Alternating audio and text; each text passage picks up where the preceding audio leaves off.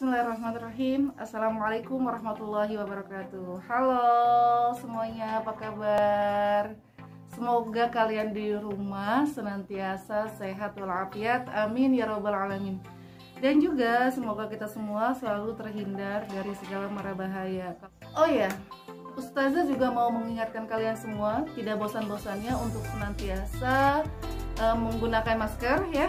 Jadi gunakan masker, apalagi kalau bertemu dengan orang atau keluar rumah ya, agar kita terhindar dari virus. Kemudian juga ketika kita setelah berpergian atau setelah memegang sesuatu harus sering-sering cuci tangan atau gunakan hand sanitizer-nya ya. Selain itu, tadi ya cuci tangan, hand sanitizer, menggunakan masker, selalu jaga jarak ya atau social distancing. Ini adalah bagian dari ikhtiar kita bersama agar kita sehat selalu. Kalau kita sehat, kita bisa belajar dengan khusyuk ya. Ibadah juga demikian. Nah, bisa berpengaruh untuk menjadikan kita semua menjadi anak-anak yang solih dan solihah. Kali ini kita akan belajar bahasa Indonesia. Nah, kelas bahasa Indonesia kali ini kita akan membincang tentang pokok pikiran. Cara menentukan pokok pikiran.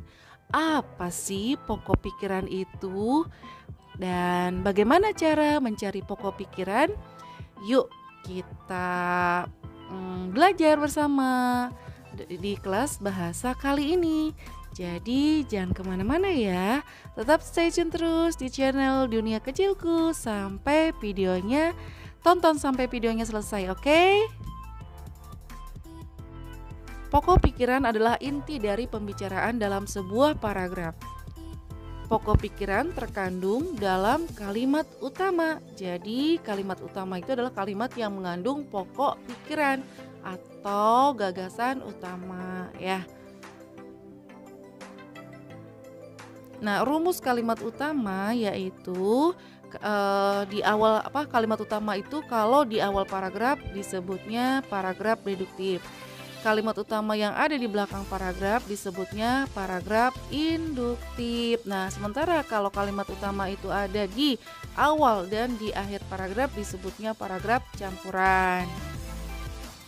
Nah, sudah mengerti kan? Tadi kalau kalimat utamanya ada di awal paragraf disebutnya paragraf deduktif, sementara kalau kalimat utama terletak di akhir paragraf ya atau di belakang paragraf itu namanya paragraf induktif.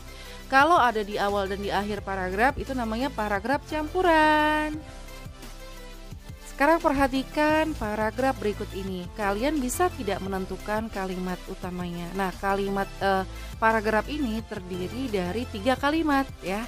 Nah, kalimat yang pertama tuh salah satu ciri dari makhluk hidup adalah bergerak. Nah, itu kalimat yang pertama. Kalimat yang kedua adalah secara umum gerak dapat diartikan berpindah tempat atau perubahan posisi sebagian atau seluruh. Nah, ini yang kalimat ketiganya. Ini kalimat ketiga ya. Nah, kemudian kalimat utama yaitu salah satu ciri dari makhluk hidup adalah bergerak, itu adalah kalimat utama. Makhluk hidup bergerak itu kata kunci dari kalimat utama tersebut. Nah, kemudian kalimat penjelas yang pertama adalah secara umum gerak dapat diartikan berpindah atau perubahan posisi.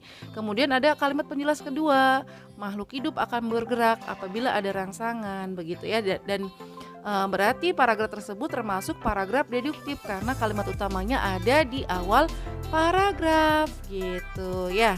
Bisa dipahami ya. Nah, sementara kalau kalimat induktif itu kan kalimat utamanya ada di akhir paragraf. Begitu. Ini contohnya. Paragraf deduktif bisa diubah menjadi paragraf induktif ya. Dengan menambahkan kata hubung. Oleh sebab itu dengan demikian. Tapi caranya adalah dengan memindahkan kalimat utamanya di akhir paragraf dengan diberikan kata hubung tadi, begitu. Sementara untuk mengubah dari paragraf induktif menjadi paragraf campuran hanya tinggal menambahkan kalimat utama di awal paragraf.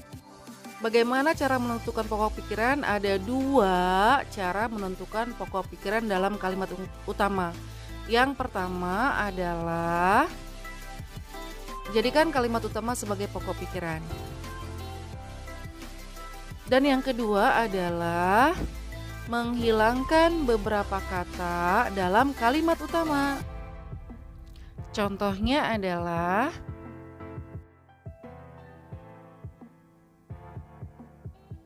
kalimat utama, salah satu ciri dari makhluk hidup adalah bergerak. Pokok pikirannya, ciri makhluk hidup adalah bergerak. Bergerak adalah ciri makhluk hidup. Itu tadi pelajaran kita hari ini, bagaimana cara menentukan pokok pikiran. Mudah kan? Semoga bermanfaat dan kita sampai di sini dulu perjumpaan kita, pembelajaran kita tentang cara menentukan pokok pikiran, cara mencari pokok pikiran ya. Semoga kita dimudahkan dan sampai ketemu lagi.